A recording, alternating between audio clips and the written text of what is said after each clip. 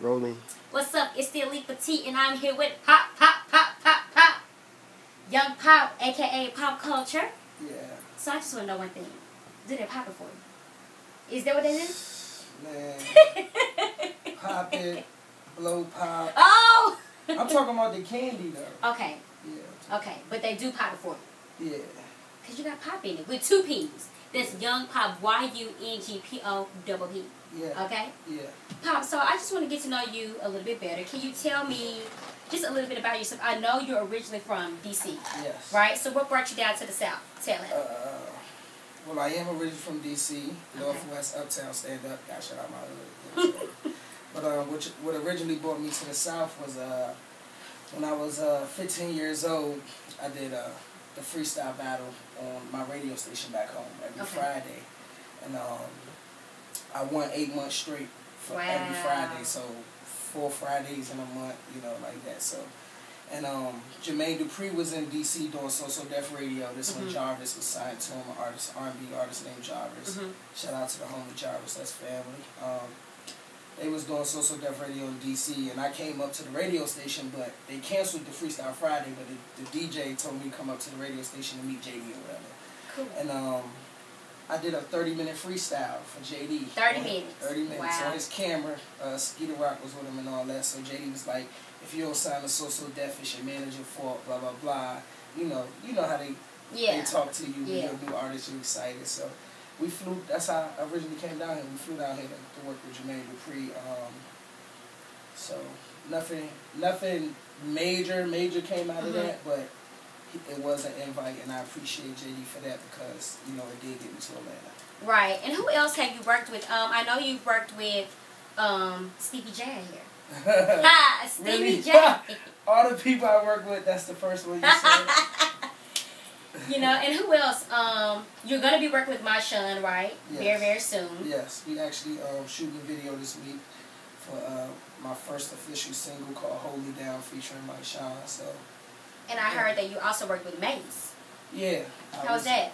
It was an experience, man. Okay. Shout out to the big homie. He taught me a lot.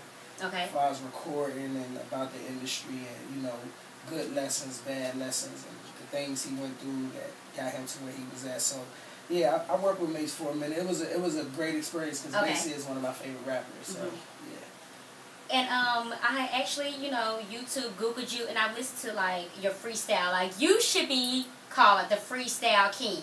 You just like go and go and go like off the top of the dome. Like, man, it's incredible. It's a lot of hard work though. It's a lot of writing. Okay. You know, because, you know, sometimes it's off the dome, mixed with written, but it might be something you wrote a long time ago. Right. So it's just practice. You know, you practice your craft. Dribbling becomes nothing to a basketball player. You know, shooting becomes nothing.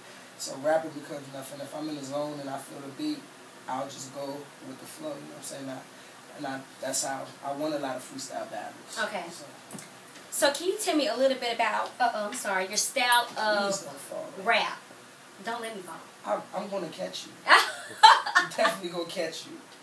Tell me a little bit about your style of rap. How is it? My style is, well, I'm from D.C., so my style got that bounce in it. Because, of course, we the home of go-go. That's, you know, that's that bounce. Baltimore is right up the street with their house music. And, you know what I'm saying, Virginia got their style of bounce, Virginia house music.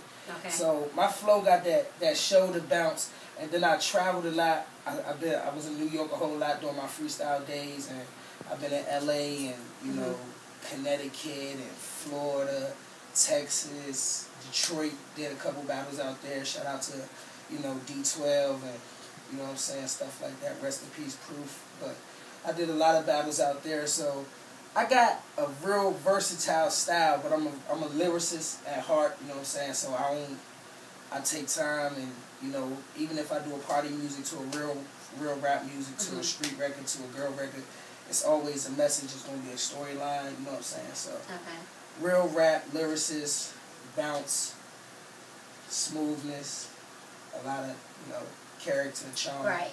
I hear. Charisma. I see that. So, yeah, you know, personality.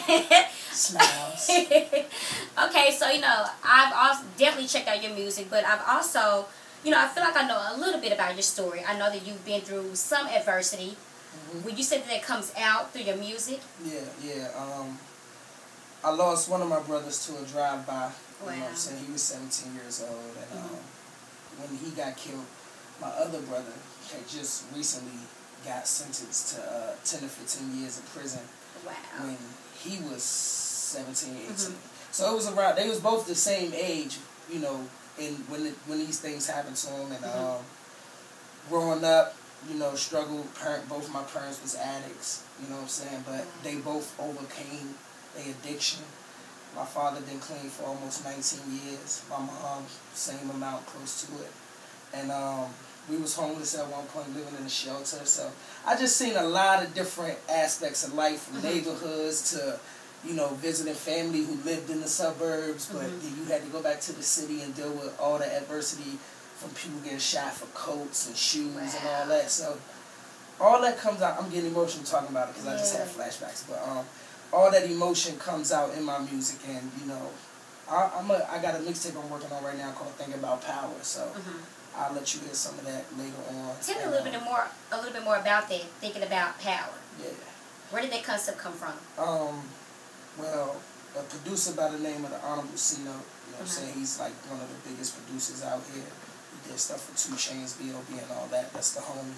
He came through the studio one day and he was playing me beats, and he was like, "Man, I play everybody these beats. I want to play you something that every time I play this track, nobody gets it. Everybody skips it. I don't want you to get on something that everybody else will get on. I want you to get on something that people skip."